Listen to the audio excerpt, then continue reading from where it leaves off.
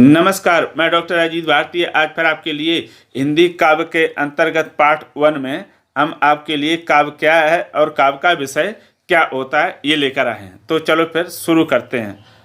आपका प्रश्न देखो कुछ इस प्रकार से दिया हुआ है। कभी कभी क्या होता है कि हम जब हिंदी पढ़ते हैं तो उसमें कविता पढ़ते हैं, गद्य पढ़ते तो हमारे, और कभी कभी ये विषय भी आता है काव्य, तो मन में भी आता है प्रश्न कि काव्य आखिर होता क्या है।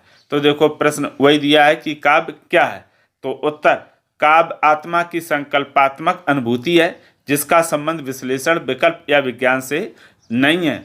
उसका उद्देश्य सौंदर्य की अनुभूति द्वारा आनंद की प्राप्ति करना होता है। देखो जो हम काव्य पढ़ते हैं उस साफ साफ कहा गया है क्या है, ये व्यक्ति आत्मा की संकल्पात्मक यानी संकल्पना है कि अनुभूति मात्र है जिसका संबंध ना तो विश्लेषण से होता है ना विज्ञान से होता है। इसीलिए विज्ञान अलग विषय है और जो साहित्य है काव्य है वो अलग है। कभी कभी हम क्या करते हैं कि काव्य की जो तुलना है उसे विज्ञान से करने लगते हैं।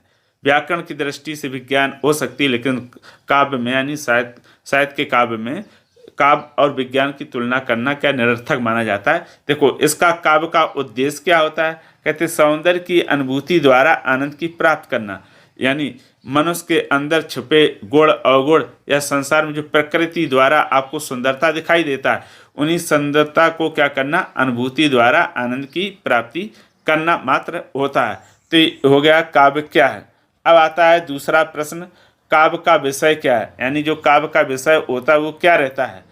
ठीक है, तो उत्तर लिखेंगे कि मानव ही काव्य का विषय है, जबकि कवि पशु पक्षी अथवा निसर्ग का अर्थ है बाहर निकलकर का वर्णन करता है, तब भी वह मानव भावनाओं का ही चित्रण करता है। अब इसको देखो समझ लो, ये कहा गया कि जब भी कवि क्या करता है, कवि या तो मानव के विषय में चित्रण करता है, अगर उसके विषय में नहीं करता तो पशु के विषय में अथवा पक्षी के विषय में या निसर्ग या इन चीज़ों से निकलकर वर्णन करता है, जैसे पेड़ पौधे, नदी, तालाब, चंद्रमा, सूरज, इनका भी वर्णन करता है।